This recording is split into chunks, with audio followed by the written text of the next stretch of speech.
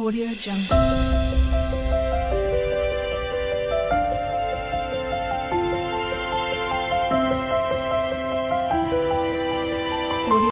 வணக்கம் தமிழ் நண்பர்களே. நாம் இந்த பதிவில் தேவிரா தமிழ் இலக்கிய தகவல் களஞ்சியம் இதில் பிற்கால புலவர்கள் பற்றி பார்க்கலாம்.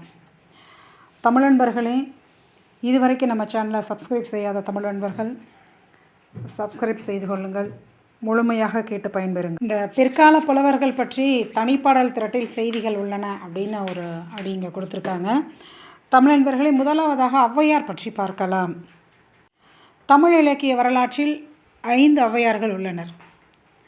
சங்ககாலத்து ஔவையார், இவர் பிற்காலத்தில் வாழ்ந்தவர்.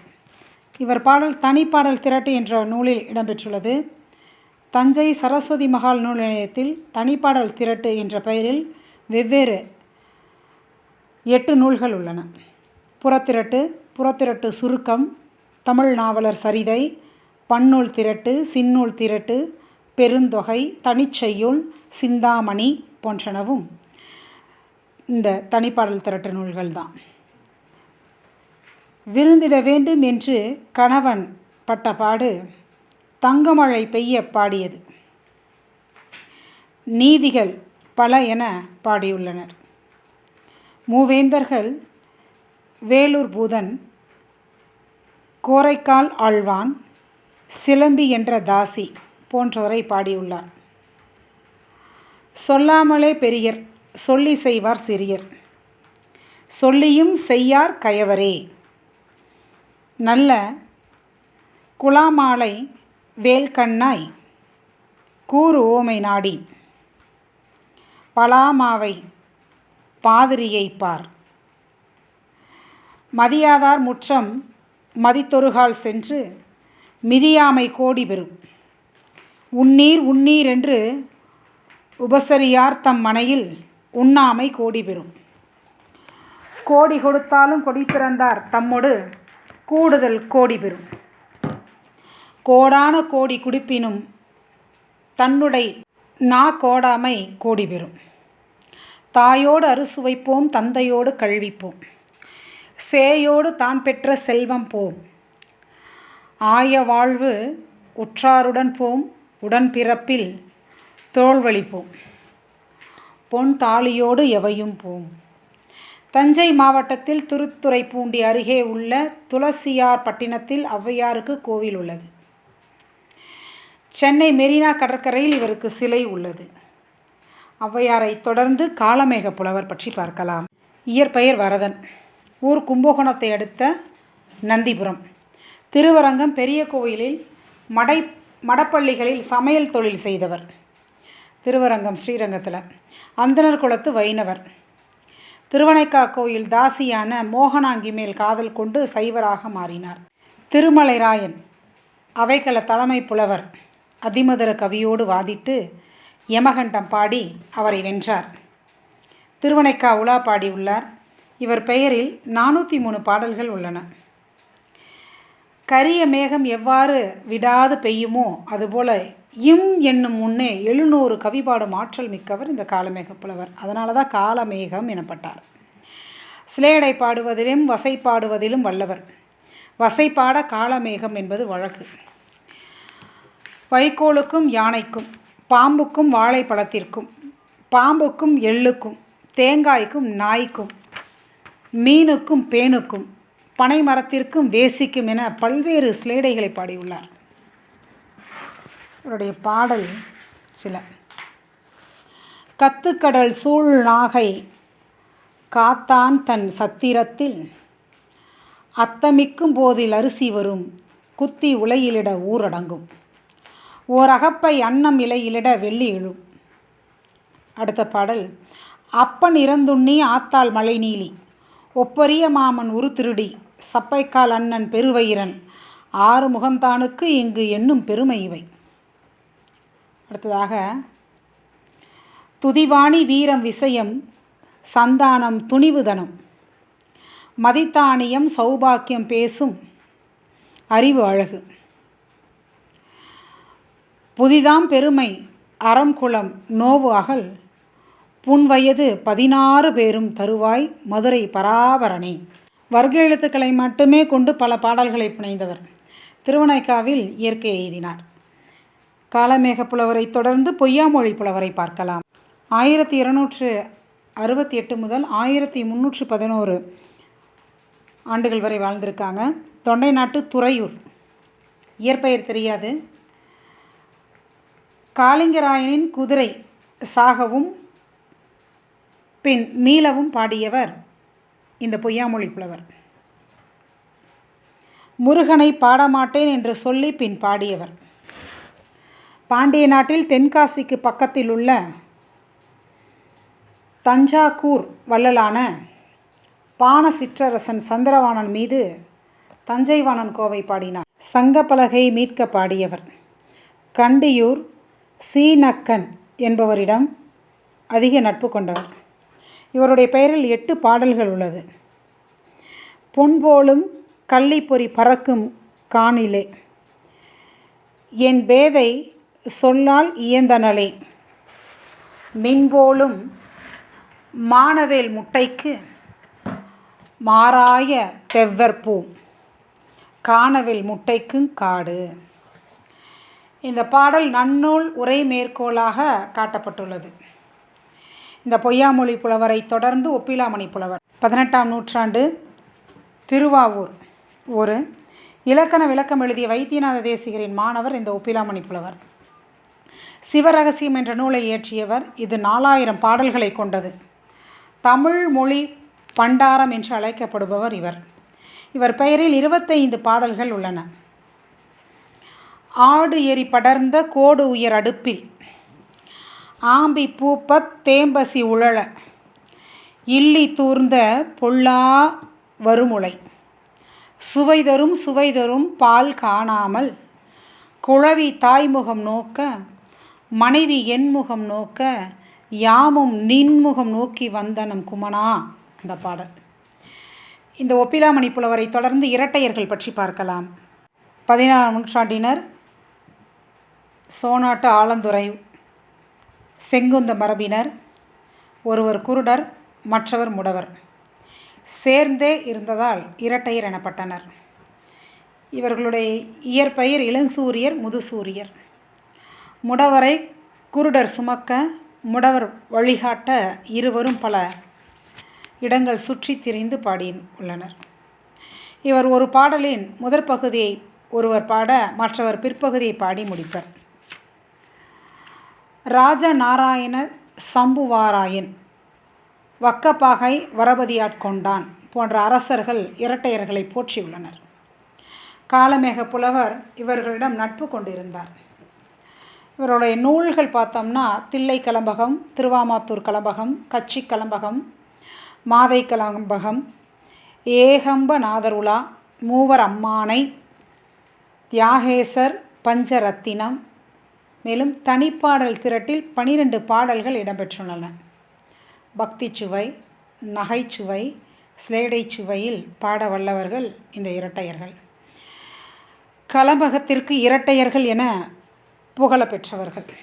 அப்பிலே தோய்த்திட்டு அடுத்தடுத்து நாம் அதனை, தப்பினால் நம்மை எது தப்பாதோ, இப்புவியில் இக்கலிங்கம் போனால் என்ன, ஏகலிங்கம் மாமுதுரை சொக்கலிங்கம் தான் இருக்கச் சொல்.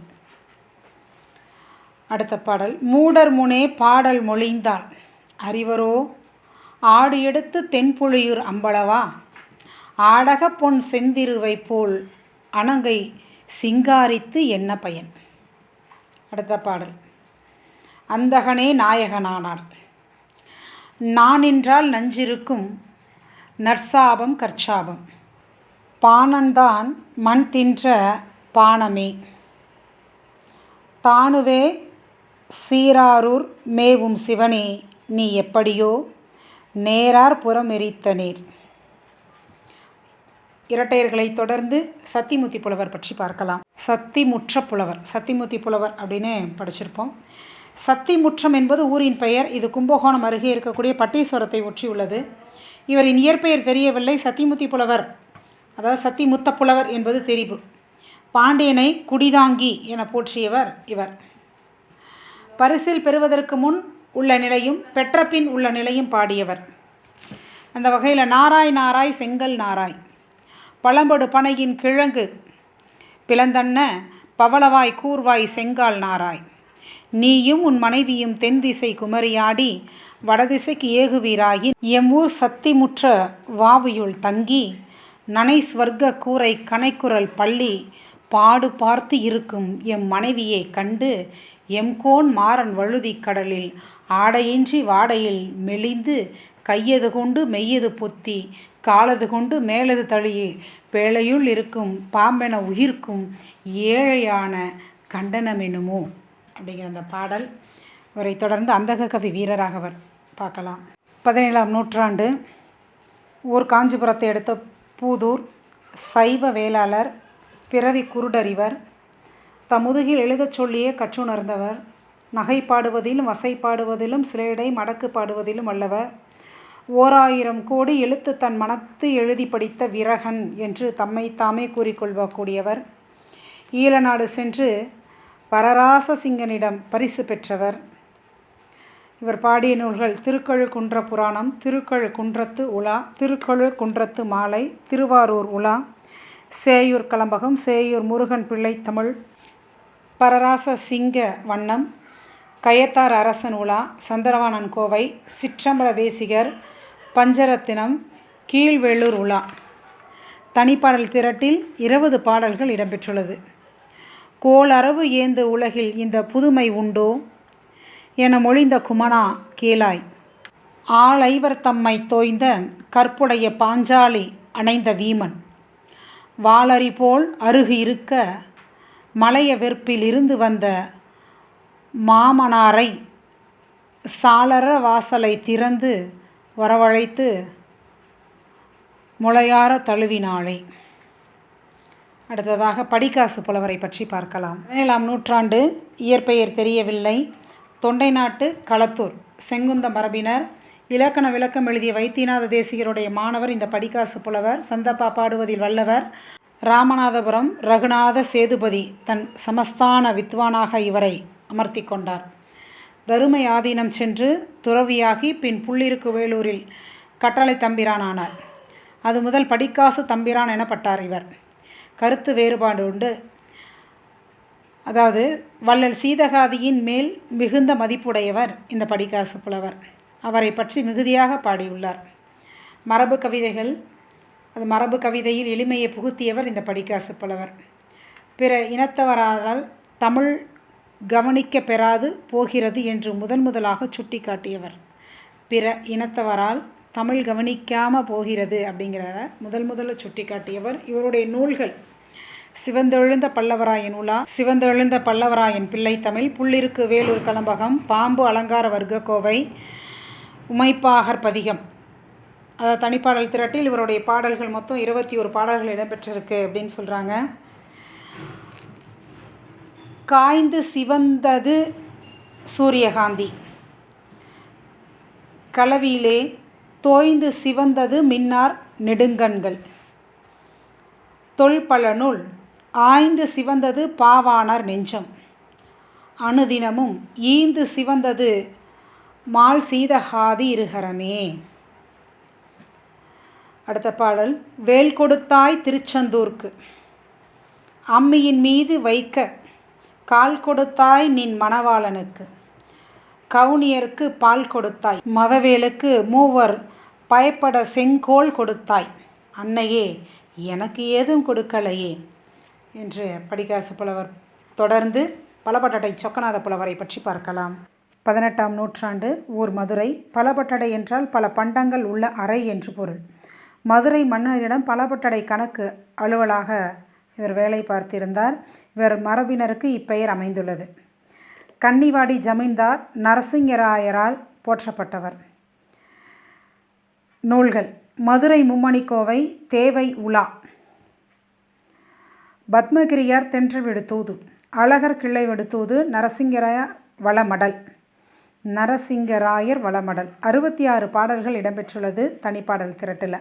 முக்கண்ணு நின்று அரணை முன்னோர் மொழிந்திடுவர், அக்கண்ணர்க்கு உள்ளது அரைக்கண்ணி, மிக்கு உமையால் கண் ஒன்றரை, ஊன் வேடன் கண் ஒன்று அமையும் இதனால் என்று அறி. அடுத்த பாடல்.